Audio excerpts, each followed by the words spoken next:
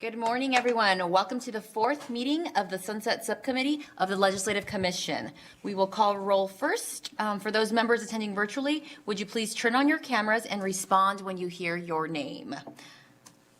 Mr. Malgarejo? Mr. Jameson. Senator Lang. Ready? Please call roll. Senator Lang. Senator Pickard. I'm here. Senator Spearman. Here. Assemblywoman Kasama. Assemblywoman Marzola. Here. Ms. Rankin. Here. Ms. Brown. Mr. Cheney. Chair Howdigi. Present. Thank you so much, Mr. Jameson. If we have a quorum, if you would please mark those members present as they arrive. Before we begin, I would like to take a moment to go over our normal housekeeping. Just as a reminder, if everyone would please silence their electronic devices, especially their cell phones, and remember to turn your volume on your computers down. For those joining by Zoom, please make sure to mute your microphone when you are not speaking to minimize any background noise. Members on Zoom, please keep your video turned on during the meeting and be sure to mute your microphone when you are not speaking to minimize background noise. For individuals on Zoom, the chat feature on Zoom is only to be used for technical assistance with BPS. Please refrain from using chat to ask any questions or to communicate with each other. Again, the chat feature is only to request technical assistance from BPS.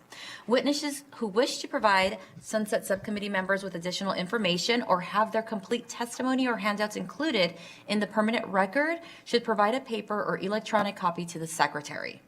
If you wish to testify in person, please sign in at the table by the door.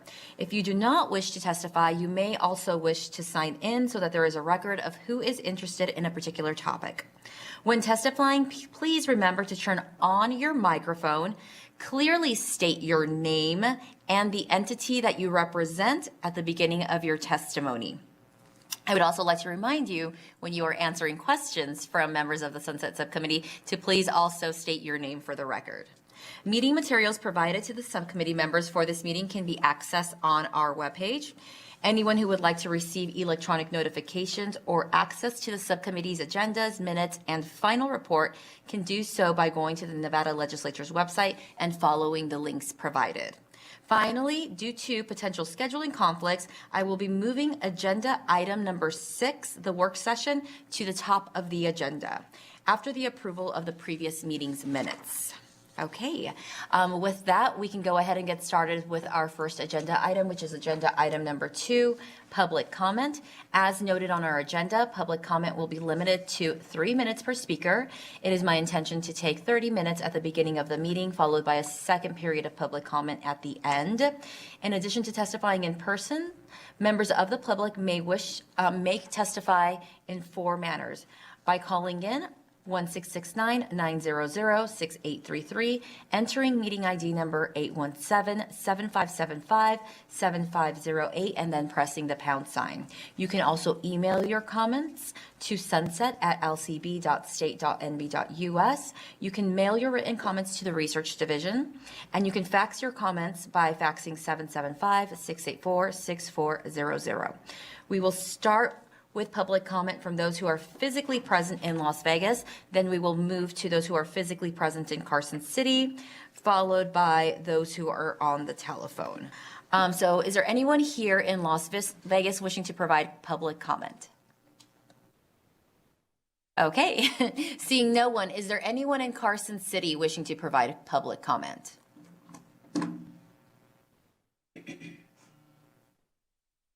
Okay, BPS, could we please check the telephone line for anyone wishing to provide public comment? Thank you, Chair Howdigi. The public lines are open and working. However, there are no callers to offer public comment at this time.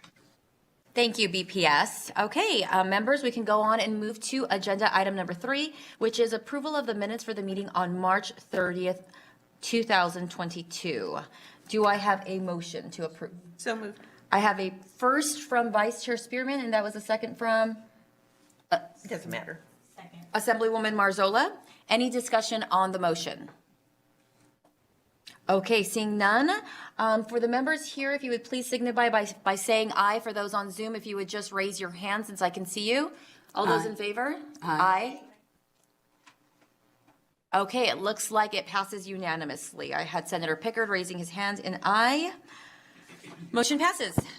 Okay, again, members, I am going to take the agenda out of order. I would like to get started with agenda item number 6 as a reminder, which is our work session. As a reminder, the subcommittee is charged with reviewing existing boards and commissions and making recommendations regarding their future. Our next order of business is to consider recommendations for some of the boards and commissions that were reviewed at our last meeting. For each entity, the work session document presents options or actions for consideration by the members.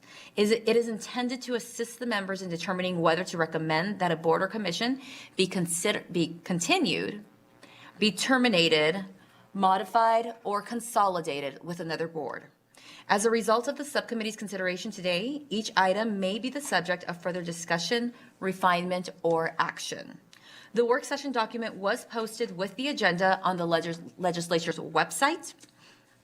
In some instances, it also includes suggested actions. These are presented for discussion purposes and do not in any way limit the range of options available to us here. With that, I will ask our subcommittee staff to open the work session. Mr. Malgarejo, when you are ready, please. Thank you, Madam Chair. For the record, I am Cesar Malgarejo, Senior Policy Analyst with the Research Division of the Legislative Council Bureau and Sunset Subcommittee Policy Analyst. As nonpartisan staff, I can neither advocate for nor against a measure that comes before this subcommittee. I'll provide a short overview of the work session document. While the work session document is designed to assist Sunset Subcommittee in determining what actions it wishes to take, each item in this document may be subject for further discussion, refinement, or action. As a reminder, the subcommittee can recommend drafting either bills or resolutions, send letters to request certain action, and request to report back to the subcommittee during the next interim, or put a position statement in its final report.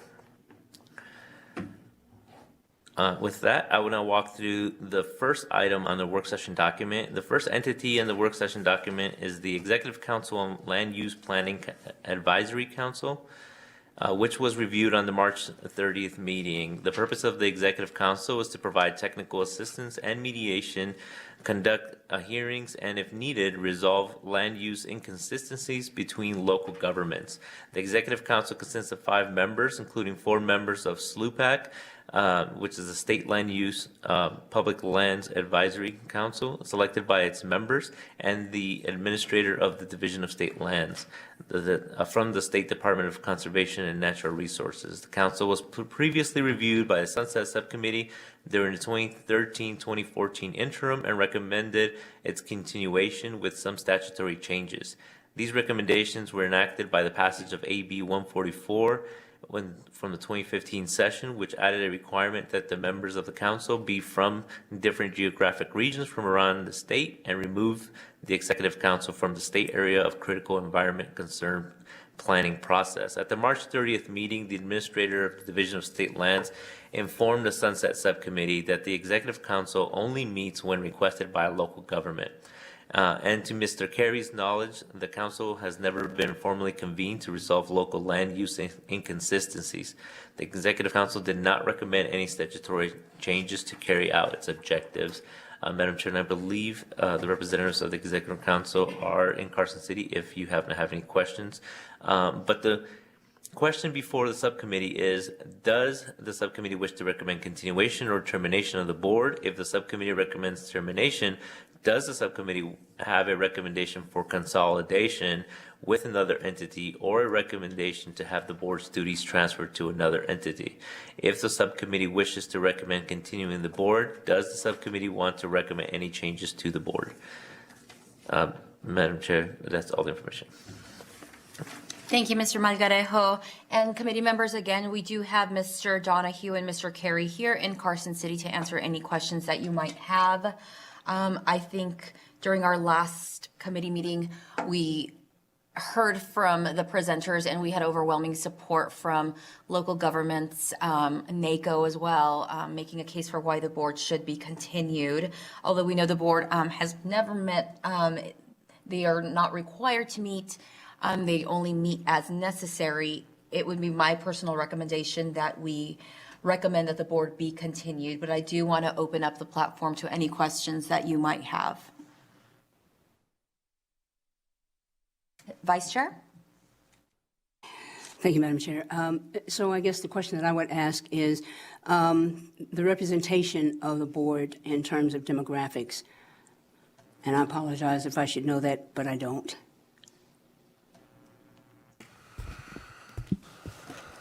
Good morning, Madam Chair, members of the committee. I'm Charlie Donahue. I serve as the administrator for the Division of State Lands. With me here today is Scott Carey. He's our state land use planner. And during our presentation, we reviewed the membership and the geographic nature of the Executive Council. I'm going to defer to Scott, who reported that out at our presentation, considering I serve on the council. Thank you, Madam Chair. For the record, Scott Carey, State Lands Planner with the Division of State Lands. To answer the Vice Chair's question, there's no demographic requirement within the statute. It's geographic based, and we have 4 members, one from northwestern Nevada, one from northeastern Nevada, central Nevada, and we have a Clark County SLUPAC rep on the Executive Council currently.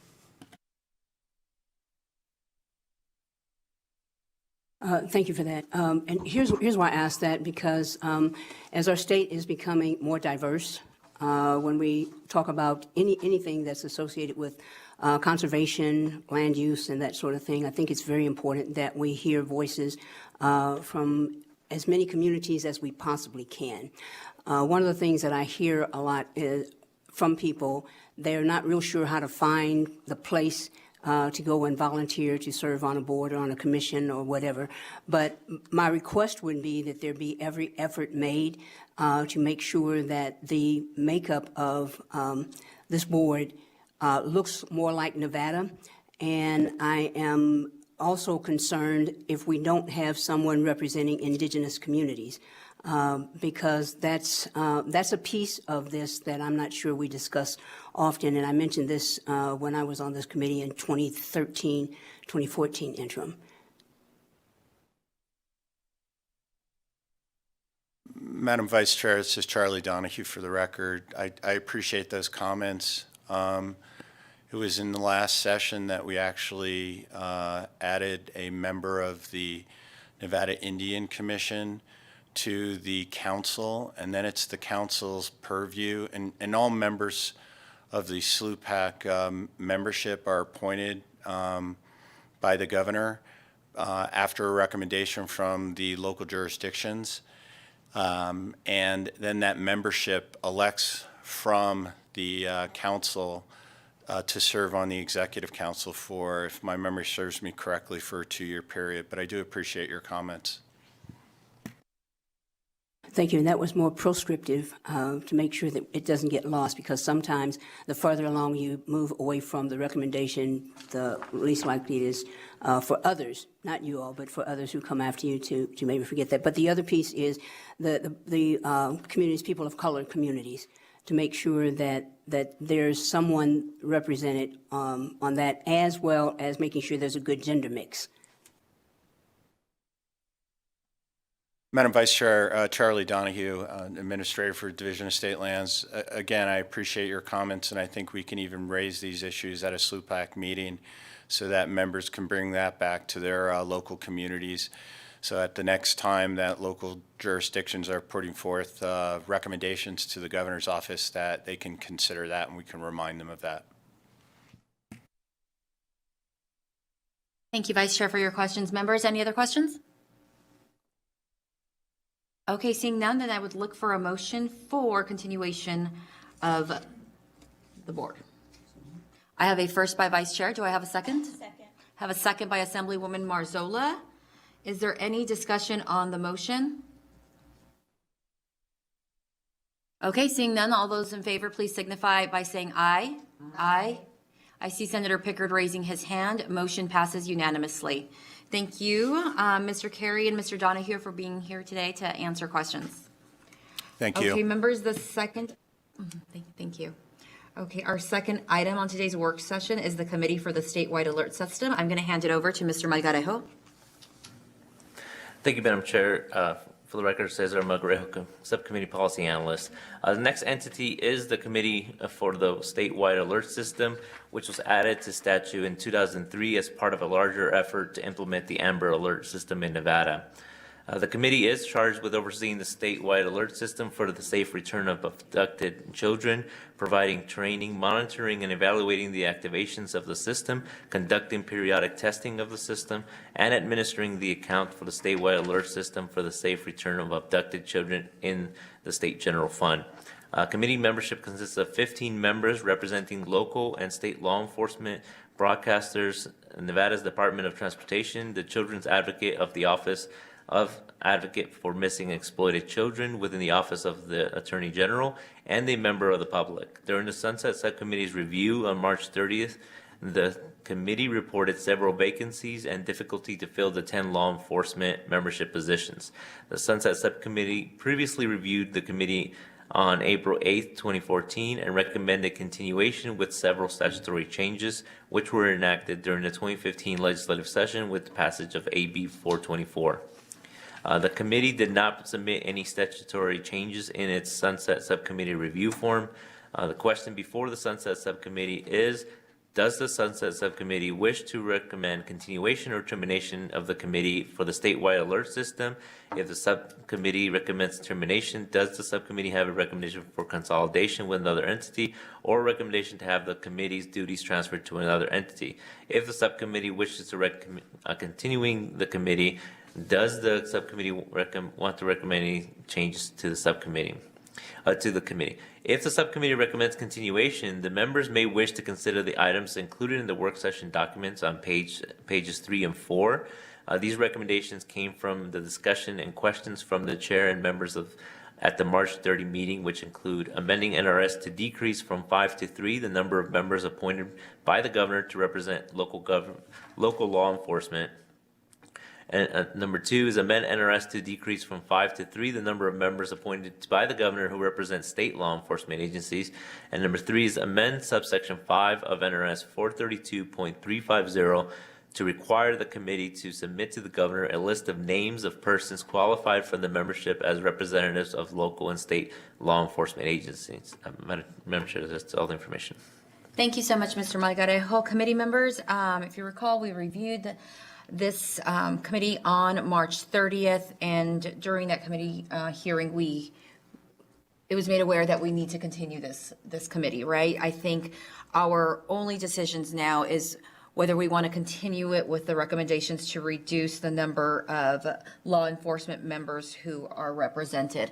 If you remember our discussion, there was many vacancies, and having to fill 5 seats is 5 seats from local law enforcement and then 5 seats from state law enforcement is a lot more difficult than filling 3 seats from each. I think we need to set them up for success, and my recommendation would be that we accept the recommendations from our discussion, which is reducing the number of representatives that fill the board with local law enforcement and state law enforcement, as well as helping the governor make those appointments by requiring that the committee provide the governor with a list of people to be appointed for their review, which are recommendations number 1, 2, and 3 from our work session document.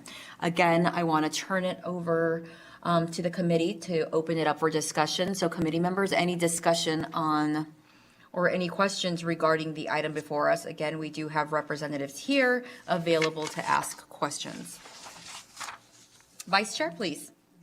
Thank you, Madam Chair. And I guess an additional comment for me would be making sure that the diversity represents as much as is possible the makeup of the state. I think we need various voices to make sure that whatever we do is effective. So that would be a strong consideration to make sure that whatever recommendations are made to the government include considerations for members of BIPOC community as well as LGBTQ. So those are the things that I would add. Okay, thank you, Vice Chair. We do have Ms. Serena here from Public Safety. Would you like to hear from her, or would you just, yeah. Ms. Serena, I believe we have you on Zoom with us. Yes, Tanya Serena for the record. We do, being a member of Native American descent myself, we do make sure that we have plenty of different representations for not only national and different races, but we do try to include the LGBT community as well. Thank you for that. And I guess what I'm asking is if we can put something in writing so that that's not forgotten, because that is important. The state is much more diverse than it was 10, 15, 20 years ago, and making sure that all voices, as many voices, diverse voices are heard, I think is rather important. But thank you.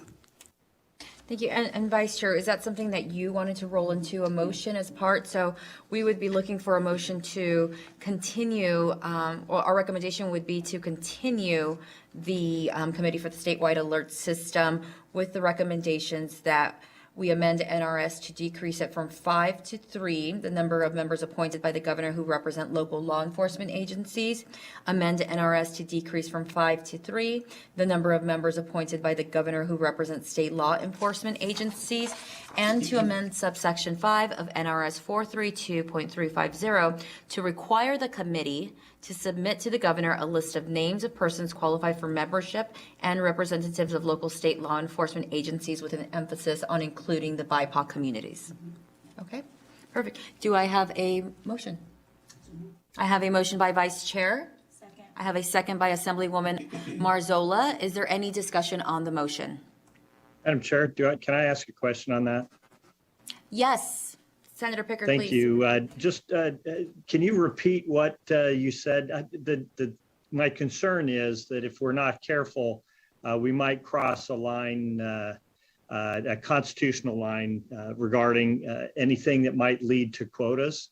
So I want to make sure that we phrase this properly so that it'll pass constitutional muster. Thank you, Senator Pickard. I am going to go to our legal counsel. I believe she's up in Carson City to see if the third part of our motion will present any problems. This is Eileen O'Grady. I think we can put, and I think we have it in other places, that it represents the demographic, representation in the state. So something like that without getting into any kind of specifics. Okay, thank you, Ms. O'Grady. So, Mr. Melgarejo, do I need to restate my motion, my request? Okay, I think we can take it with just the amending of the third item on the motion to amend subsection 5 of NRS 432.350 to require the committee to submit to the governor a list of names of persons qualified for memberships as representatives of local and state law enforcement agencies with consideration of the representation and demographics of our state. Okay, and we have a first from Vice Chair, a second from Assemblywoman Marzola. Senator Pickard, any discussion? Okay, all those in favor, please signify by saying aye. Aye. Aye. I have Senator Pickard with his hand up. Motion passes unanimously. Thank you so much, committee members. That actually completes the work session portion of our agenda. Thank you, everyone, who was here to answer questions during our work session. We can now move on to agenda item number 4. For the next order of business, we will hear from Leslie Biddleston from the Division of Child and Family Services. If you recall, during our review of the advisory committee to the Juvenile Justice Oversight Commission, at the February meeting, we also had discussion on the Juvenile Justice Oversight Commission. Because this discussion was outside of our intended agenda item, I have asked Ms. Biddleston to come back before the subcommittee to discuss the JJOC under its own agenda item. This will allow the subcommittee to have a proper discussion on the commission and to take action on them at a future subcommittee meeting. Ms. Biddleston, thank you for coming back to the Sunset Subcommittee. Please proceed with your presentation when you are ready. I believe you are with us in Carson City. Yes, Madam Chair, I'm present here in Carson City. Good morning, Madam Chair, members of the committee. My name is Leslie Biddleston. I'm the Chief of the Juvenile Justice Programs Office within the Division of Child and Family Services. I'm here today to talk about the membership of the Juvenile Justice Oversight Commission, which did come up in the last meeting, as Madam Chair mentioned. I do have a slide PowerPoint presentation that is available. So today I'm going to talk about the requirements of the Juvenile Justice Oversight Commission to meet two separate functions, a state function and a federal function. On the agenda slide, number one, the Juvenile Justice Oversight Commission is spelled out in NRS 62B 600, the membership requirements. That is the state function. So I'm going to go over that. The second thing that I'm going to go over in this presentation is what's called a state advisory group, a SAG, which is a federal function. The federal function of the state advisory group is outlined in a federal act called the Juvenile Justice Delinquency Prevention Act and the Title II formula grant funds, which the state is a participating member, and the membership differences. The reason that this is important is if the JJOC is necessary to comply with both state and federal requirements and needs to be altered a little bit to meet those federal requirements. The result of not altering the JJOC to meet these federal requirements would be a loss in federal funding. Moving on to the next slide. The Juvenile Justice Oversight Commission was established in 2017 out of Assembly Bill 472. That Assembly Bill was codified into state law in NRS 62B. Assembly Bill 472 was a very large juvenile justice reform bill, and the reason that the Juvenile Justice Oversight Commission was established as part of that bill was to oversee the implementation of all of these reforms that Nevada was going through. The membership makeup of this bill is outlined in NRS 62B 600. It includes a governor's representative, and as I stated, the creation of this commission was to oversee the implementation of all of those reforms that was outlined in that bill. The Juvenile Justice Oversight Commission are governor-appointed members through the board's process, as many of the other boards. The important thing to note is that this commission, when it was established in 2017, terminated a commission that was already in place, a longstanding commission called the Juvenile Justice Commission. That commission was established to meet those federal requirements that I talked about briefly before, and the function of that Juvenile Justice Commission was to meet the requirements of the Juvenile Justice Delinquency Prevention Act and the Title II formula grant. So the establishment of the JJOC terminated this other commission, which is the reason why this one commission needs to meet both state and federal requirements. Some of the things that AB 472 included, which is part of the state function or oversight function of the Juvenile Justice Oversight Commission, is a new statewide data management system for juvenile justice information or case management, evidence-based programs and services. This bill also established an evidence-based resource center, a risk and needs assessment, a mental health screening tool, sanctions and incentives for youth on community supervision, case planning, judicial determinations for placement with the Division of Child and Family Services, and quality assurance. So those are some of the very high-level items that were also part of AB 472, which the Juvenile Justice Oversight Commission was responsible for overseeing and implementing. The State Advisory Group, this is the federal group that is required for that federal piece that my office also oversees. The Juvenile Justice Delinquency Prevention was established in 1974. From the 1980s, Nevada has been a participating state. And for those of you who are not familiar with the Juvenile Justice Delinquency Prevention Act, it is an act that was established to ensure that juveniles in the criminal justice system are safe. The act has 4 core protections: sight and sound separation, jail removal, racial and ethnic disparities, and deinstitutionalization of status offenders. The membership makeup of the state advisory group is listed in 28 Code of Federal Regulations, or CFR, Part 31, Subpart A. The purpose of the state advisory group is to provide policy direction and participation in presentation of administration of the Act, the Juvenile Justice Delinquency Prevention Act. As with any commission, the governor is responsible for the appointments of these members. And this state advisory group was terminated in 2017 with the establishment of the JJOC. And I just went over the 4 core protections of the Juvenile Justice Delinquency Prevention Act, so we can skip that. The Title II Formula Grant Program, that is a part of the Juvenile Justice Delinquency Prevention Act. So participating states are eligible for federal funds if they choose to participate in this act. These federal funds are to help states maintain compliance with the act, and also to provide some extra funding for front-end services.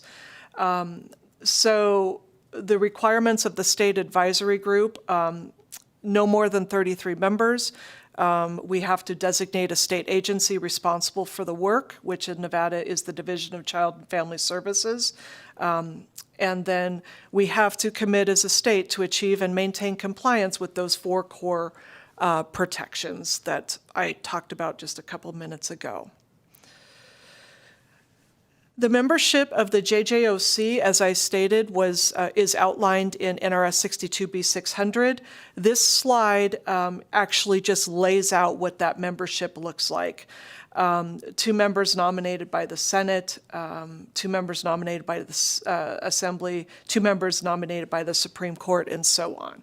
So that is the membership of the JJOC as outlined in state statute. Moving on to the membership requirement of the state advisory group, we're going to start that. This is word for word in the CFR Part 31, Subpart A, of what is required of the state advisory group. It is a little different and laid out a little bit differently than our NRS for the Juvenile Justice Oversight Commission. But the purpose of these folks being on the state advisory group is really to bring a holistic and kind of a big approach of individuals from different disciplines and parts of the juvenile justice system to really come together and make those decisions. So I can go through one by one because, like I said, this is word for word out of that act. So it requires 1 locally elected official, requires representatives of law enforcement, juvenile justice agencies, judges, prosecutors, representatives of public agencies such as welfare, social services, child and adolescent and mental health, educators, individuals with experience in substance abuse, special education, and so on. Also representatives of private nonprofit organizations, especially those organizations that do a lot of juvenile justice research. Volunteers, representative of programs that provide alternatives to detention. And going on to the next page, continuing requirements, programs with experience addressing school violence, persons that hold licenses through the state, such as a licensed clinical social worker or a mental health clinician, but those licensed clinicians within the state, representatives of victims and victim advocacy groups, a member of an indigenous tribe or an Indian tribe. And also, these are also important, these last four bullets.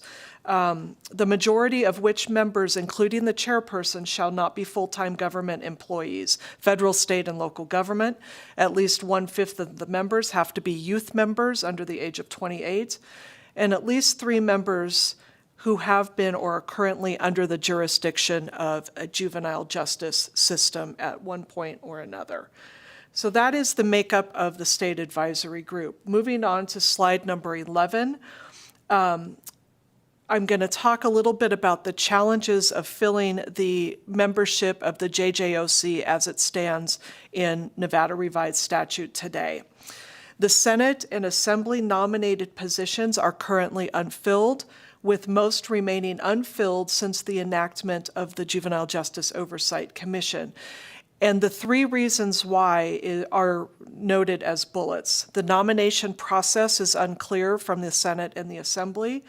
There are no clear parameters for potential appointees, and it is unclear how to communicate membership needs to those making the nominations for these 4 positions. And then the next bullet is potential for all there is potential for all positions to be government employees, except for 2 nonprofit positions. So when you look at the membership of the JJOC as a whole, there is potential for almost every member of the JJOC to be a state, county, or local government employee, which does not meet the federal requirements, which requires less than 50% to be state government employees. Making the JJOC fit federal requirements on page 12. Bullet number 1, a majority of the members, including the chairperson, shall not be full-time employees of federal, state, or local government. So I have a couple of recommendations under this bullet. Maybe repurpose the Senate and Assembly positions to be non-nominated positions, and to have them not be state or federal or local government employees. There is also on the JJOC the requirement for 2 district attorneys and 2 public defenders. Look at the requirement. Do we need 2 of each, or is 1 of each satisfactory? And then include the requirement for additional nonprofit members, advocates, university members who are not considered government employees, private providers, and parents in the system, parents of involved youth. And ensure the balance is not the majority of government employees. Currently in the JJOC, we do require youth members, but the age requirement in statute currently is 24. The federal requirements allows up to age 28. And what is important about youth members is that 20% of the entire makeup of the commission does have to be youth members. And we also need 1 elected official, which is not counted as a government employee. Moving on to slide number 13, at least 3 members of the entire commission have to be currently or in the past have to be under the jurisdiction of the juvenile justice system. Sometimes the federal government allows us to work around that if we can recruit maybe a parent rather than a child. But the preference is to have somebody who has been in the system in the past, at least 3 of the total membership. Another thing, in recruiting juvenile justice oversight commission members is difficult, but it is something that I have worked on in the 7 years that I've been in this position. And I always encourage retired practitioners to apply because they do not meet the definition of a government employee, but yet they have the same knowledge. And term limits. Right now in NRS 62B, the term limits are 2 years. I recommend raising the term limits to 4 years. The reason being is the process to obtain appointments is long and sometimes can take many, many months. So if we are having folks reapply every 2 years, that causes problems and puts more work on the governor's board's office. And the federal state advisory group does allow 4-year terms. Why this matters. If Nevada is a participating state with both the Juvenile Justice Delinquency Prevention Act and the Title II formula grant funds, we must adhere to federal requirements. If we do not adhere to federal requirements, we would be considered out of compliance and federal funding will be frozen, withheld, or not available. The only other option would be to opt out of these federal programs and provide additional state funding for, number one, we do fund a full-time DCFS staff person out of the federal funds, and we also provide about $300,000 to $350,000 to community jurisdictions for front-end services. So those would be the loss, what we would lose if we did not have this federal funding. And that concludes my presentation. I can take questions.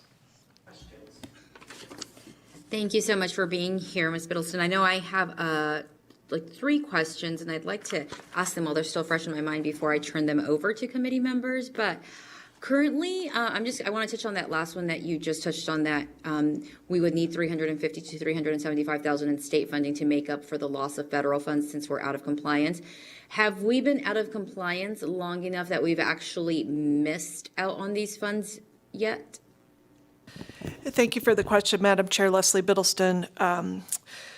So there are a lot of parts of the Juvenile Justice Delinquency Prevention Act and the Title II formula grant funds that can cause non-compliance, not just the state advisory group. For example, the state of Nevada was designated as a high-risk grantee for almost 3 years due to another federal grant from the same federal Department of Justice. So yes, the state advisory group can cause us to be out of compliance, but that's just one of many things that can be cause for non-compliance. Also, to add to that, we have been out of compliance in the past for not having an appropriate state advisory group, but I work as closely as I can with the governor's board's office to try to fill some holes with some community members and also reduce the number of voting members that can vote on the Juvenile Justice Oversight Commission, the Juvenile Justice Delinquency Prevention Act pieces. So I've had to reduce the number of voting members and kind of create a very small state advisory group to make sure that the state has maintained compliance. Because yes, we have been out of compliance, but we are not currently out of compliance with the state advisory group. So we have been in the past, but we aren't right now. And so what I'm hearing is that we haven't lost out on this grant funding in the past because we were out of compliance with our SAG. So we've been able to fix that so that we receive these federal dollars. Leslie Biddleston, for the record, yes, with some creative maneuvering. Yeah. Okay. Okay. Thank you. And just so that I'm familiar again and making sure I'm getting this right. So AB 472 passed, which terminated the JJC, and then we created the JJOC and the advisory committee to the JJOC, but we still have the SAG, correct? Leslie Biddleston, for the record, no, we don't. The SAG in Nevada was the Juvenile Justice Commission. It was just what Nevada named the state advisory group. The state advisory group is federal language. It is how the feds refer to this group that oversees the function in the state. The Juvenile Justice Commission was a long-established commission within the state that met these requirements. The establishment of the JJOC, and I don't have the information on the reasoning why this was done, but once the JJOC was established in 2017, the governor at that time signed an executive order to terminate the JJOC and make the JJOC responsible for both the state piece of AB 472 and the federal piece of the Juvenile Justice Delinquency Prevention Act and the Title II formula grant funds. Okay, thank you, Ms. Middleton. So in essence, the JJOC is acting as the SAG. It's supposed to be acting as the SAG, and that's where we're having the difficulty. Leslie Biddles, for the record, yes. Okay, thank you, Ms. Middleton. Okay, and then I know you gave us, throughout your PowerPoint, there's a long list of recommendations that you think would help, but would it be possible for you to put it in, just send us over a document on the recommendations that are needed, because you did say that we need to take action in amending the JJOC in order to be compliant, to be in compliance and receive those federal grants. So would it be possible for you to send us a list of what exactly we need to do in order to be in compliance? Just those items, what we need to amend. We have your recommendations for the other items as well, which is very helpful, but I'd like to be able to look at a document that just says, this is where we're out of compliance. This is what we absolutely must do in order to be in compliance so that we don't miss out on eligible, or so that we're eligible for federal funding. Leslie Biddles, for the record, yes, Madam Chair, I can do that for you. Where I struggle is I don't have the information or the knowledge on why the membership of the JJOC was how it was. So I can provide information on what would make us eligible for federal requirements, but I don't know at what cost or what way to reduce the JJOC. So I can provide some recommendations. Thank you, Ms. Biddleston. Okay, committee members, I want to turn it over to see if you have any questions. Vice Chair? Thank you, Madam Chair. So I just have just a couple of questions.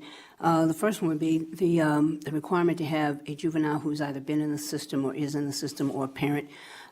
Sometimes juveniles are certified as adults. So if they are, quote, a juvenile under 24, but they were not in the juvenile system, but they were in the adult system, would they qualify or not? Leslie Biddleston, for the record, they would qualify to be a youth member as long as they are under the age of 24, but they would not qualify to be a member of the juvenile justice system if they were only part of the system as an adult. If I can also add, we do have 2 adults that are currently serving that in their past lives were members of the juvenile justice system. So we do count them. So it doesn't have to be a current juvenile. It could be an adult filling another role who happened to be in the system long in their past. So just the requirement has to be that they served or that they were part of the juvenile system. So they went through the juvenile system. Thank you. And the other question I would have is, what type, or is there a formalized process of outreach to get members? And here's why I ask, because I've been in a couple of meetings the last month or so with clergy people, and that seems like it's usually an untapped resource for a lot of things that we do, not only at the state level, but local level as well. So is there a formalized process for outreach to say, these are the requirements, these are the spaces that need to be filled, or something like that? Leslie Biddleston, for the record. Currently, no, because the membership of the JJOC as it stands today is very prescriptive. So, for example, it says governor's representative. So there's just one person who is the governor's representative. District attorneys, prosecutors. You have to be a district attorney in the juvenile system or a prosecutor in the juvenile system. Or you have to be the director of juvenile services in a county with 700,000 more population, which of course is Clark County. So it is very, very prescriptive right now.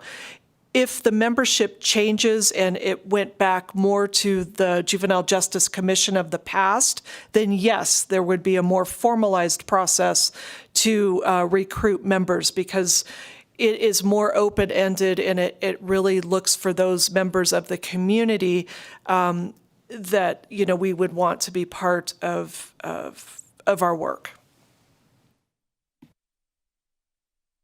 Yeah, and that's what I'm thinking. If you're talking about nonprofits, it seems to me that there's still an untapped resource there within faith-based communities, because, and I can talk to you about this offline, but there are at least 2 nonprofits that I know that work directly with juveniles who are either in the system or some type of preventive service. Thank you, Madam Vice Chair. That would be wonderful. Like I said, the reason that I am here today is to really advocate for making the Juvenile Justice Oversight Commission more broad, so we can have more members of the community, and rather than so prescriptive that we just have government staff who are very important, don't get me wrong, but you know, sometimes when we are talking about serving juveniles in the community, we need more community advocacy and we need more community members.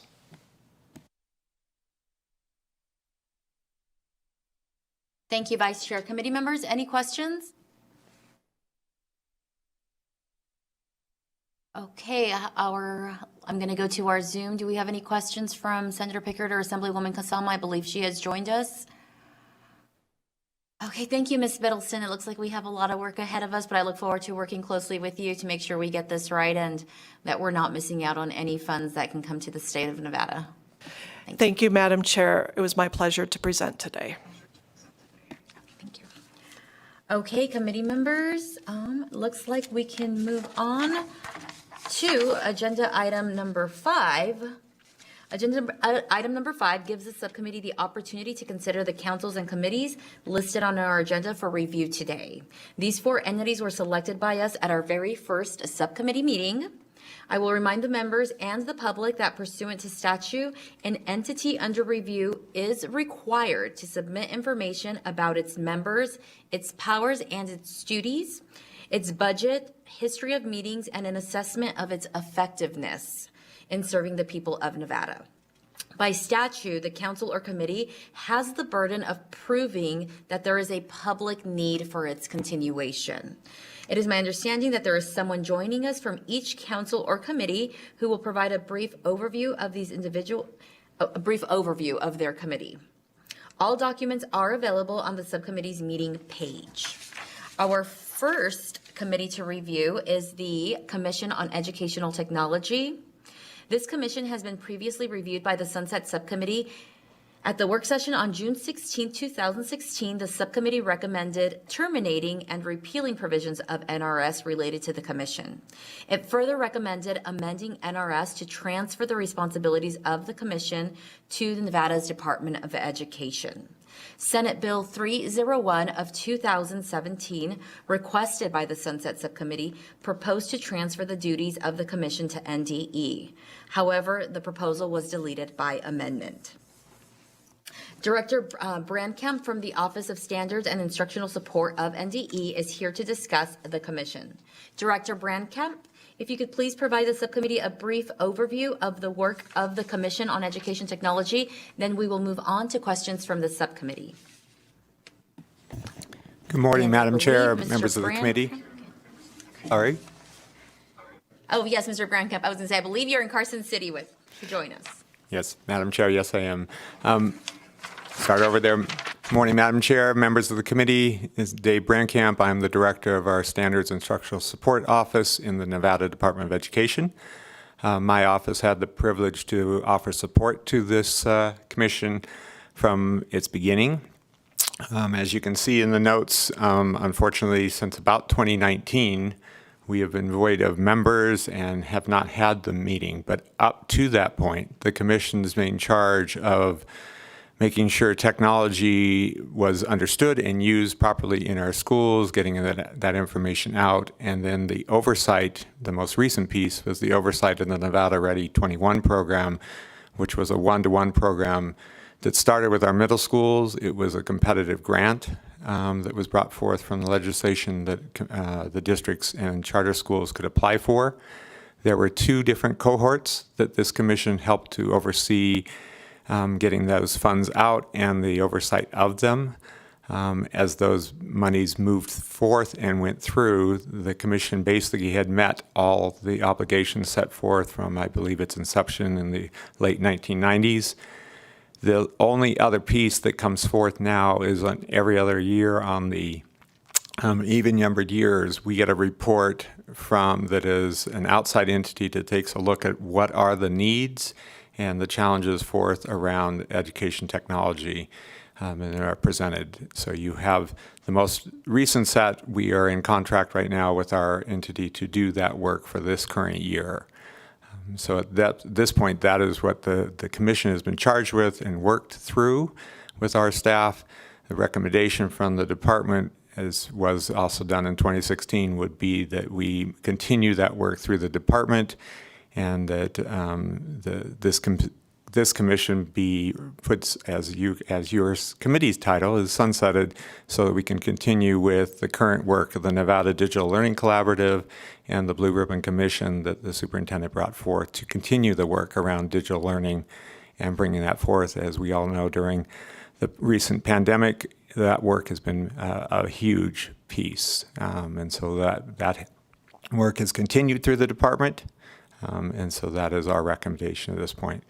I'm going to take any questions, Madam Chair, or members of the committee. Thank you for being here for the presentation. I'm going to go to members first. Members, do you have any questions?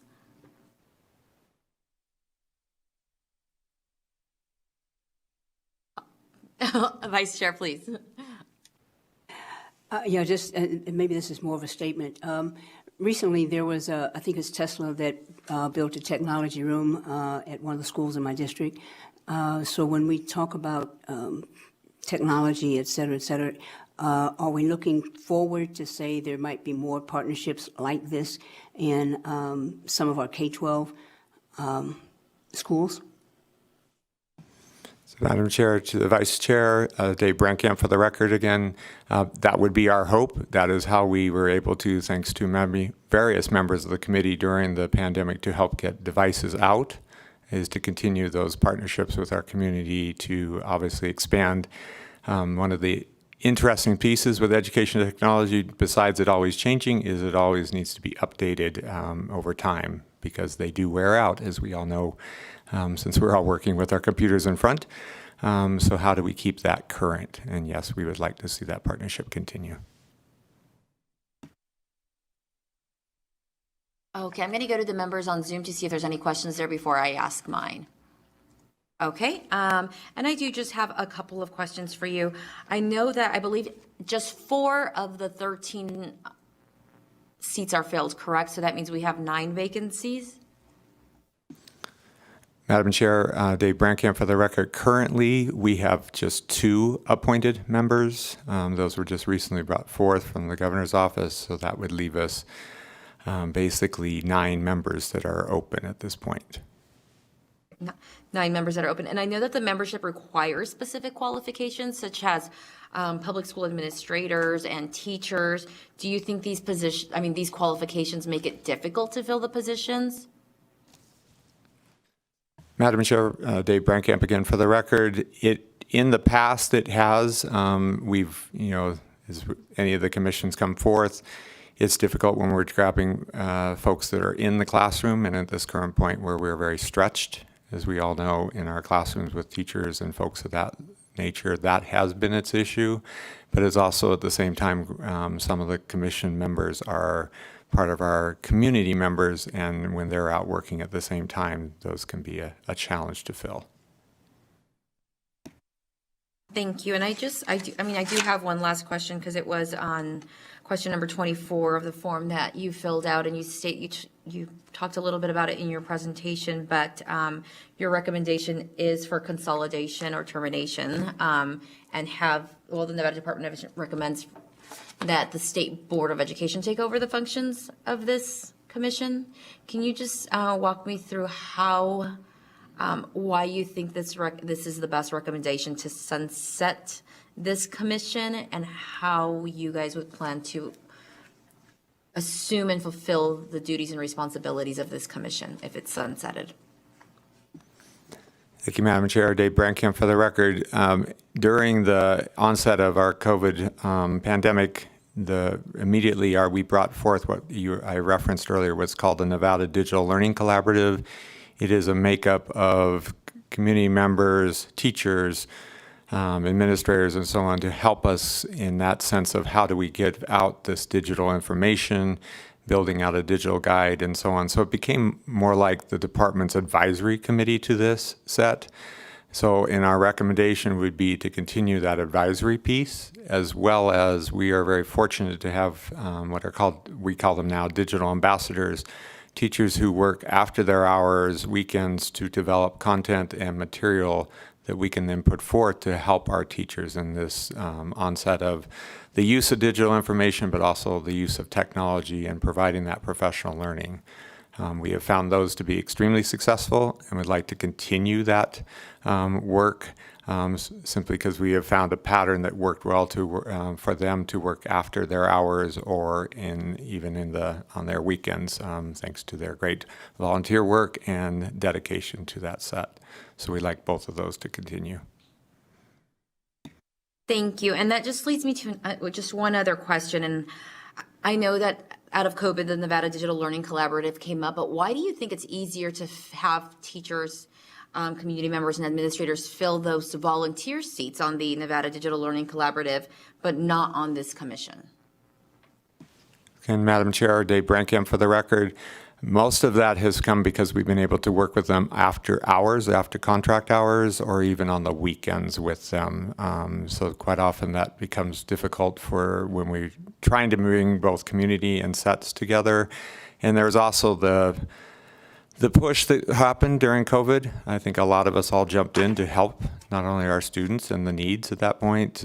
So that awareness might have brought the peak, and the fact that we were trying to have a digital device in hands of at least every family made it an immediate need versus quite often when the Nevada Ready 21 program, it was a very limited group at that point with our middle school. So I believe both the need and the desire to assist with basically an emergency that hit us all. So.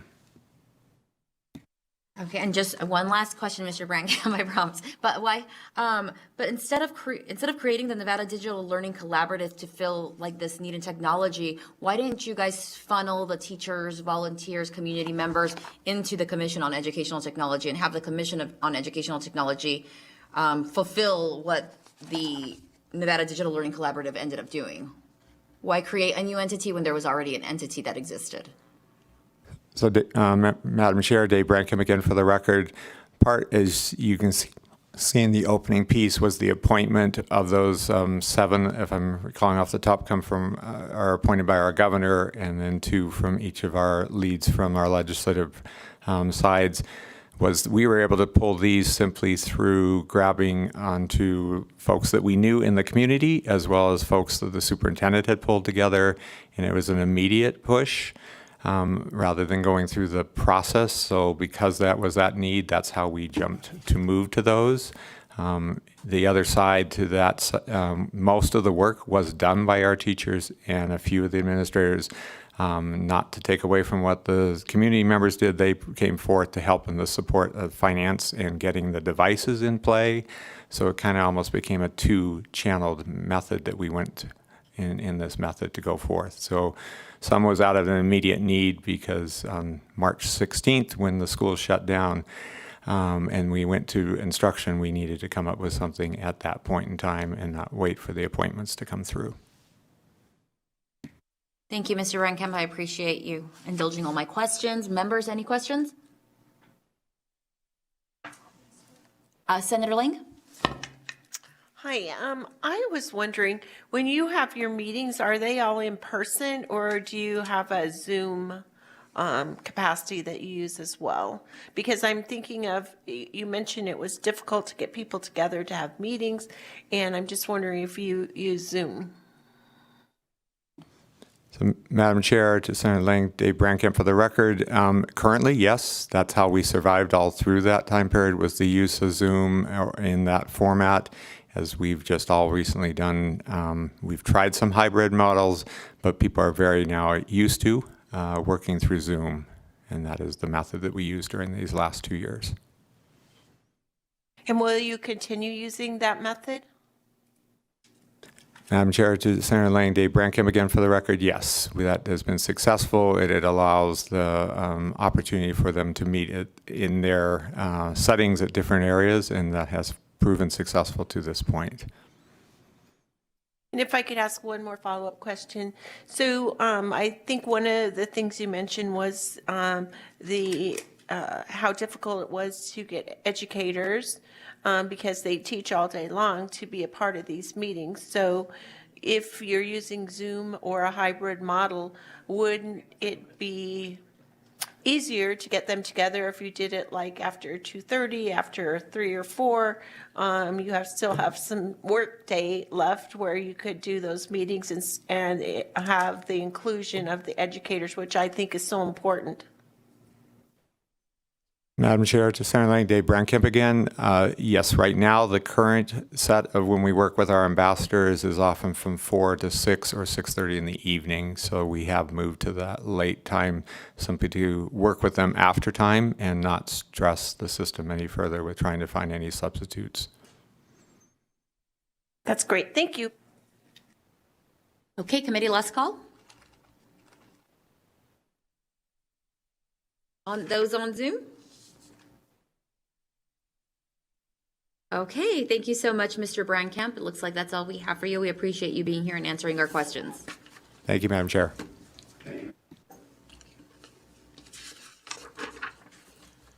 Okay, members, our next committee under this agenda item is the Committee on Anatomical Dissection. I believe we do have Jillian Moritz here on Zoom to present for us.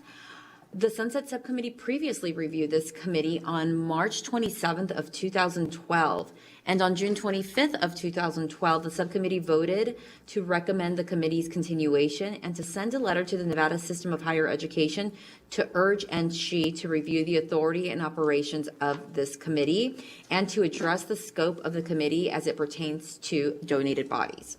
Joining us again is Dr. Moritz from the University of Nevada, Reno School of Medicine, and she is on Zoom here with us. So when you are ready, the floor is yours. Thank you. Good morning, Madam Chair and members of the committee. As mentioned, my name is Jillian Moritz, and I am an assistant professor at the University of Nevada, Reno School of Medicine, and the current chairman of the Committee on Anatomical Dissection. I'd first like to thank the Sunset Subcommittee for the invitation to participate in this review and to present and speak on behalf of the committee. So I've served on the Committee of Anatomical Dissection as either a general member or as the chair since 2018. So I have been able to review or examine the previous reviews of this committee and am familiar with a bit of the history of the committee. And I really would just like to reiterate or highlight a few points that were submitted in our written response. In particular, our response to our duties in number 15, and also our response to number 25, our assessment of the effectiveness in accomplishing our objectives and duties. So in regards to the former, our duties, we are charged with receiving notification of any deceased human body, which is unclaimed or unrepresented. And upon notification, that individual body is to be delivered to our committee and we are supposed to retain that individual for a period of not less than 30 days before allowing its use for medical science or education. In these duties, the committee is unfortunately largely ineffective. To be specific, we currently aren't being notified of unclaimed or unrepresented bodies. Furthermore, if we were to be notified, we don't have the facilities, so the resources in terms of facilities or people to kind of retain those individual bodies for that period of 30 days while kin or next of kin or family members are trying to be notified. So we don't have the capacity to retain those individuals for that 30-day waiting period. And finally, even if we were able to kind of hold those individuals for that period, they would not be in the best state or eligible for the types of medical education and research that we use body donors for. So the committee acknowledges that there should be regulation and oversight of these unclaimed or unrepresented bodies, but the committee is really unable to provide that oversight at this time. So I'm happy to answer any questions about our written responses or anything else that the committee would like to hear about at this time. Thank you. Thank you, Dr. Moritz. And I do have a couple of questions for you. So has the committee ever had the capacity to actually fully function and be effective and have the facilities that it needed to hold these corpses for 30 days? And were you before properly notified? So was there a time period when you were fully able to execute the intent of this committee? Thank you, Madam Chair. Jillian Moritz for the record. To my knowledge, not since I have been on the committee, which again is only since 2018. But to the best of my knowledge, we've never fully been able to meet those duties in the way that they're outlined. Committee members, do you have any questions? Committee members online? And then I read in your I don't see any questions from online, so I'm just going to ask a couple more. So I read, Dr. Moritz, in your form that you filled out that you're not familiar with another entity that does this kind of work in our state. So in essence, if we do sunset this committee, then there would be no other similar entity in our state that would be able to, that does this a similar type of work, correct? Yes, thank you, Madam Chair. Jillian Moritz for the record again. While there is no entity that we're aware of that provides those exact services, I believe currently, and to the best of my knowledge, notification and kind of final disposal of unclaimed or unrepresented bodies is occurring and being handled through either the coroner's office or the ME's office in collaboration with the funeral board. So in our recommendation, we recommended that these duties might be better suited to the Nevada State Board of Funeral and Cemetery Services. So there's a potential for consolidation with that committee. Okay, thank you. I'm going to do, oh.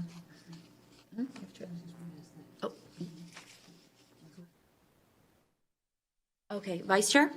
Yeah, thank you, Madam Chair. So I guess the question I would have is, I think you said in your presentation that you lack the space to store the bodies. Did I hear that correctly? And if that is the case, if the consolidation were to occur with the funeral board, would that be an option as well for the bodies to stay there instead of you trying to figure out where you're going to store them? Thank you, Vice Chair. This is Jillian Moritz for the record. Yes, if I'm understanding your question correctly, they would have the space as they are currently the ones who handle unclaimed and unrepresented bodies. So while we don't have the physical facilities or space to do that, currently among the different funeral homes in the area, there is space to handle those individual bodies.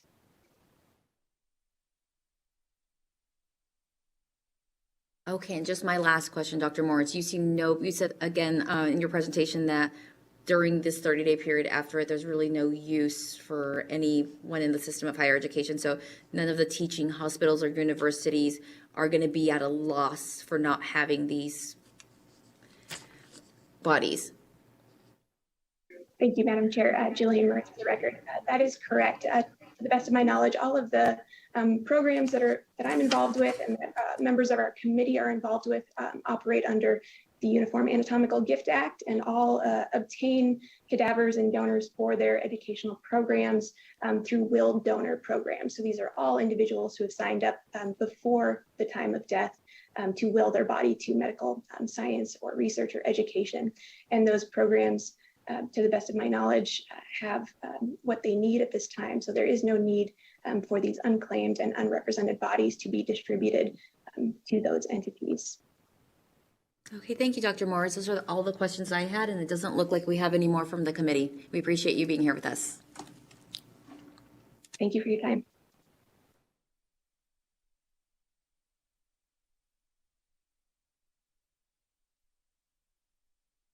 Okay, committee members, the next item for review is the appeals panel for industrial insurance. The Sunset Subcommittee previously reviewed the appeals panel for industrial insurance on March 15, 2016. At its work session, the subcommittee recommended continuation of the panel without any revisions. Joining us on Zoom is Mr. Jjoc, Deputy Commissioner of the Division of Insurance of the Department of Business and Industry. Mr. Jjoc, I believe you are here on Zoom with us. I sure am. Thank you. Yeah. Good morning, Chair Howdegee and Vice Chair Spearman and members of the committee. Again, my name is Nick Jjoc, the Deputy Commissioner of the Nevada Division of Insurance, and I'm here this morning to discuss the appeals panel for industrial insurance. This panel was established by the 1999 Nevada Legislature under Senate Bill 417, and you're also fortunate in your own subcommittee that you have a very much of a subject matter expert in former Insurance Commissioner Terry Rankin serving with you as well.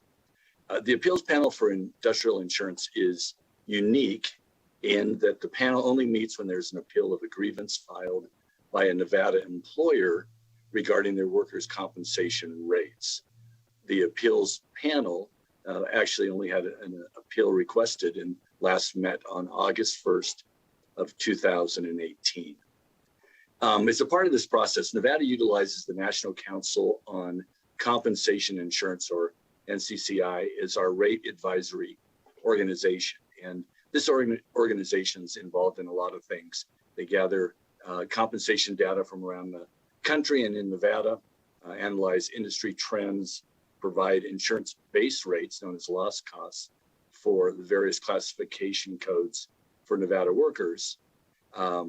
Codes are going to be based on different types of work exposures and risk for a particular type of job or trade. So it's definitely not an exact science. And therefore, you're going to sometimes have disputed rates. And NCCI is also involved in the dispute resolution process.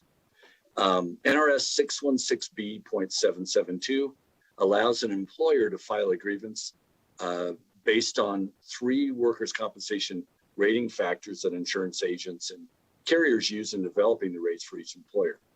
So they are the classification of risk assigned to the employer's business, which are also called class codes.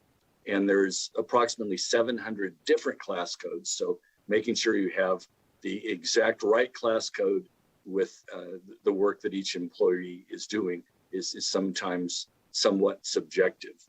They also look at the modification of premium based upon the employer's loss experience, similar to other businesses in the state. And lastly, there's supplemental rates that are able to be given as a credit or a debit based on things such as management experience and safety programs. So all those things go into workers' compensation rates, and employers, if they feel like their rate is not properly being administered, have the ability to file a grievance and then ultimately appeal if they're not satisfied with their grievance process through NCCI. The appeals panel for industrial insurance was developed, created really at a time when Nevada was transitioning from a state-provided system of industrial insurance that was known as SIS, or the State Industrial Insurance System, to the current system where the majority of industrial insurance coverage is now provided by private employers. At the time that this panel was developed, looking at legislative testimony back in 1999, there was an anticipation that you'd actually see thousands of appeals coming before this panel. But in recent years, the average Nevada workers' compensation rates have been on a mostly declining trajectory, which is reflective of the declining costs of insured losses in this state. And really, because of that rate stability in recent years, we haven't had an appeal requested since 2018. In the last 6 years, the appeals panel has met twice. And during the previous 6 meetings of the panel, there were 9 employer appeals that were heard. So there's never been a high volume in recent years with this panel. During that same time period, in the period of the last 6 meetings, there were 26 employer grievances filed and resolved by the NCCI without a need for a panel hearing. The appeals panel for industrial insurance is to consist of 7 members that are appointed by the governor in consultation with the commissioner of insurance. The membership's made up of 1 employee of the Division of Insurance, 1 licensed Nevada insurance agent, 2 representatives of the general public, 2 representatives of a private carrier in the Nevada workers' compensation market, and 1 representative of the advisory organization. The appeals panel does not have authority to create regulations, and although there is a funding source available through NCCI assessments under NRS 686B17645, NCCI informed me that, to their knowledge, there's never been an actual assessment made, and that they look at it that the dispute resolution services are included in the affiliate fees that are paid by carriers for the NCCI services. So there's never been a separate assessment made. And really the only expenses that would ever be utilized by this panel would be based on where the meeting would be held, if you had per diem and travel expenses for committee members. Of the 37 states that utilize the National Council on Compensation Insurance as their rate advisory service, currently Nevada and Missouri are the only 2 states where the appeals panel is appointed by the respective governors. 16 states currently use the NCCI to handle the administration of the appeals board. And then the remaining states leave the appointment of the appeals board and the administration of the board to the head of their state's insurance departments. So I am happy to answer any questions that the committee members may have. Committee members, any questions? Madam Chairwoman? Okay, I'm going to ask. Oh, yes, Ms. Rankin.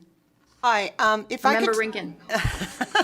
This is Terry Rankin, one of your non-voting members that served on this for a long time. I wanted to give the committee a very short history of industrial insurance so you can pinpoint where this appeals panel. Mr. Jjoc did an excellent job of describing the relationship with the Rate Service Organization, NCCI, which is the National Council of Compensation Insurers. But I thought maybe if I gave you Nevada's history, you could see where we got pinpointed on this. And he referred to the states that don't bother to have one of these panels, and that may allow you to make a decision on this panel. So in the 1940s in Nevada, Article 9, Section 2 of the Nevada Constitution was codified and ratified, and it provided for a state fund for industrial insurance. And workers' compensation and injuries under industrial insurance started originally in Wisconsin in about 1908, 1911. In Nevada, we started ours pretty early, but it didn't go into the Constitution until the 40s. And you can see that on the source notes to the Nevada Constitution. So what happened is that set up a constitutional trust fund to accept the payments from employers that then would be paid to injured workers, their widows or spouses, and their children's. That proceeded up until about the 60s or 70s, 1960s, 1970s, when industrial insurers, private carriers, like you would buy auto insurance from a private carrier, started to ask for the right to be able to sell industrial insurance in Nevada. And it took about 20, 25 years for that to actually happen. Before it happened, we got what's called two-way. So if you have the industrial fund, that's one way. That's the only way you can do industrial insurance. Two-way was when Nevada allowed private employers to qualify to self-insure their risk as industrial insurers, and then added group self-insurance to that. So like the counties joined together to do their industrial insurance. The original employers that would qualify financially to do their own insurance were large casinos, utilities, other entities. And their financials were reviewed by the insurance division, and they received a certificate allowing them to do their own provision of industrial insurance, workers' compensation. Starting then, the end of the 1970s, there was more and more pressure to have private carriers, private insurers offer industrial insurance. And I know this goes back to when dinosaurs walked the earth, but I was the bill drafter that wrote the three-way Industrial Insurance Act in 1981. And it was vetoed by two different governors 3 times before it became effective in the early 1980s. And what three-way does is it takes the Constitutional Trust Fund, still existed, that was the old Nevada Industrial Commission that then became the state, the SIS, the State Industrial Insurance System. So a lot of you probably heard of that. Then the self-insurance programs, group and individual, and then the private carriers came into play. And so when the private carriers came into play, a rate service organization was set up in Chapter 616B of NRS, and that is the National Compensation Council of Insurers. And they set all of the rate provisions that Mr. Sosik just told you about. There are similar rate service organizations for things like auto insurance, homeowners insurance. Those are all in the insurance code. I'm going by memory, but I think it's in 686B of NRS. So this was specific to industrial insurance. And there was a great fear in the early 80s that employers who now sought insurance from private carriers would have disputes with those carriers over how they were classified for their business, for their rates and their premiums. And rates are different than premiums. Rates are for the whole industry. Premium is what the individual employer would pay. And how their businesses would be reviewed, and how what's called a rate modification factor would be applied. What that simply is just like your auto insurer would look at how many accidents you had and say, you're going to be surcharged for this many years or that many years. A rate modification, I'm simplifying this, a rate modification factor is similar for industrial insurance. We look at the employer's losses or no losses over a certain period of time and then allow the premium to change. So because there was a fear that the NCCI would set factors and rates and other classifications in a way that employers would not either understand or be comfortable with, this appeals system was set up to allow the employer some kind of flexibility to come in and say, hey, I don't agree with that. My employees are not electricians. They really only provide low voltage security systems, and so we shouldn't pay the rates for an electrician. It would be the same as if you were unhappy because your auto insurer said your auto was a Mercedes and actually you drove a VW bus. So you're going to pay less for the VW bus. So that's why this board was created. That's also why, as Mr. Stochich told you, the number of appeals has decreased over time. Number one, the cost of industrial insurance in Nevada is going down, just safety and other issues. But B, the employers are now more comfortable with what's going on. And if they have an issue, they go to the insurer or they go to the NCCI and try to resolve the issue first. And then if they have any concerns left, they would go to the appeals panel. I will tell you that the Constitutional Trust Fund has no money in it right now. Once private carriers came into business, as insurance commissioner, I conducted an audit of the state industrial insurance system and found out they were $2 billion with a B dollars short on their reserving, and that was in the mid 80s, late 80s, and we had to reconfigure the state industrial insurance fund's role in the state, and eventually through reinsurance and some other transfers and mechanisms, they evolved, and the private carrier that now exists, Employers Insurance Company, took over most of their business. At that point, and there is some legislative history on this, but at that point, the Constitutional Trust Fund became empty. There's no money in that. It doesn't exist. It exists in the Constitution, but it doesn't exist formally. It doesn't provide insurance. So the only things you have right now are individual and group self-insurance and private carriers. So when you're looking at this appeals board, I wanted to show you where it fit in the big picture and why the number of appeals, although it was kind of covered, is declining over time. And that will help you make your decision on this appeals board. And if you have any questions, I'll be happy to answer them.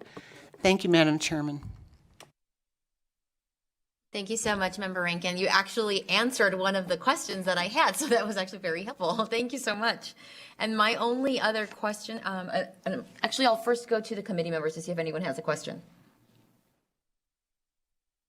Okay, seeing none, I'm just gonna, since my first question was answered, I'm just gonna ask my second question. I know that NRS requires you to meet as soon as possible after July 1, but would it be helpful in any way if recommendation is for continuation that we modify statute to just allow you to meet at call of the chair? Mr. Jjoc, would that, Mr. Jjoc or Member Rankin, anyone can answer the question? Yeah, Chair Hadeghi, Nick Jjoc from the Division of Insurance for the record. And the statutes do say that, but realistically, without any appeal, the board is not met. So I think to have the statutes match the reality of how the board works, it would be logical to take away that requirement and just make the board meet anytime an appeal is filed. Thank you so much, Mr. Jjoc. Okay, thank you. And seeing no other questions for you, then thank you for being here with us. We appreciate you answering the questions. And Member Rankin, thank you so much. We appreciate your input as well. Thank you. Thank you. Okay, committee members, it looks like the last item for review under this agenda item is the Credit Union Advisory Council, which was previously reviewed by the Sunset Subcommittee in March 27th of 2012. At the work session on June 25th, 2012, the subcommittee recommended continuation of the council with statutory changes concerning the relationship of the advisory council with FID. Specifically, Assembly Bill 492 of 2013 eliminated the supervisory powers of the council so that it functions in an advisory capacity only.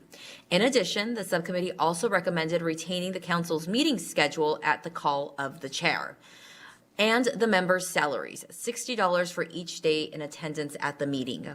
Commissioner O'Loughlin from the Financial Institutions Division is here to discuss the work of the council, and we have her here present with us in Las Vegas. It's so nice to see you, Commissioner O'Loughlin. I think we had you on Zoom at our, that was Commerce and Labor a couple of weeks ago, so it's nice to see you here in person. When you're ready, please. Good morning, Chair Hadagi, Vice Chair Spearman, and committee members. Well, you did the whole thing. You announced, you read exactly what I was going to say. The Credit Union Advisory Council was set up in 1975. I was just a pup then, so they have met a few times. The council used to have powers to create statutes or work on the statutes. That changed many years ago. And I have worked with the Nevada, California Credit Union League. They would like this to remain, and I will agree with them. I am very open as a commissioner to all the credit unions. I have worked with the majority of them in any concerns or anything they're looking to do or change. But I do realize that I will not always be the commissioner, and so it would be important to continue this commission. But it's set up currently that they meet once every 6 months. That's a lot. I went back to the last meeting that they had in 2014, and it was a very short meeting at that. So it would be great if we could have it at the chair's recommendation or the commissioner if I have something I would really like to discuss. They have never, that I could find in the minutes, accepted the $60 per day per member. So we'd like to remove that. They're fine with that. And they are appointed by the governor. They last for 4 years is their, before they have to be reappointed. That's really all I have to say. Is there any problems appointing members? Do you guys ever have vacancies? No, they have to be established credit union leaders. The Credit Union League recommends, and I recommend, and then the governor appoints, and it's a 4-year deal. It's generally speaking someone from the executive team at a credit union or the president. And I know that the 2 recommendations were just to, again, eliminate the requirement that you meet once every 6 months and to eliminate the salary requirement, but that you feel that it is important for the advisory committee to continue. Yeah. Correct. Okay. What would happen if this committee was sunsetted, the advisory council was sunsetted? If the advisory council was sunsetted, the credit unions would just call the commissioner themselves individually. And I think originally the sunset committee, or I'm sorry, the advisory committee was put together so that if the commissioner didn't understand credit unions, it gave them a voice, gave the credit unions a voice with the commissioner. But we don't operate quite that way. Everybody has a voice. And there's not as many as once upon a time there was, so it's easier for their voices to be heard. Even in 2008, I think there was 12 credit unions, and now we have 8. Okay. Committee members, any questions? Okay, I'm going to go to Zoom. Zoom members, any questions? Okay, and so I know you had mentioned that you don't operate in the same way, like that there's open communication and you as the commissioner understand the need of credit unions. But again, like I think there is that possibility where we don't always know who the commissioner is going to be and whether they have a good understanding of credit unions. And so there's no issues in fulfilling appointments.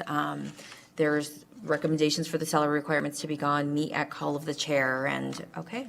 Well, thank you, Ms. O'Laughlin. I think that answered all of the questions I had. That was I know I've spoken with the credit unions and the representation, and they made a strong push as well for why they feel they should be considered. So, and the recommendations to be for their continuation. So, thank you. I appreciate you being here. Thank you very much. You. Thank you for being here. Okay, committee members, we went through our 4 boards that wrapped up that agenda item. Our last agenda item number 7 is public comment. So I am going to follow the same format, start here in Las Vegas, head to Carson City, then jump to Zoom. So is there anyone here in Las Vegas wishing to give public comment?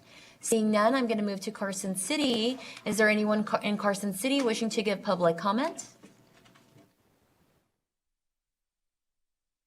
Okay, seeing none, broadcast, can we please check our telephone lines?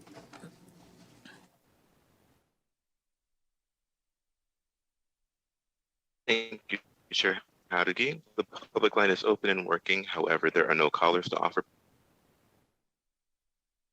Thank you so much, BPS. I am going to go turn to the members. Members, do you have any comments before we adjourn today's meeting? I'm going to go check in Carson City and on Zoom. Is there anyone who would like to give any comments, members? Okay, thank you, members. Please note that the next meeting of the Sunset Subcommittee is scheduled for Wednesday, May 18th. And the date for the final work session is going to be Thursday, June 9th. And that concludes our meeting for today. We are adjourned.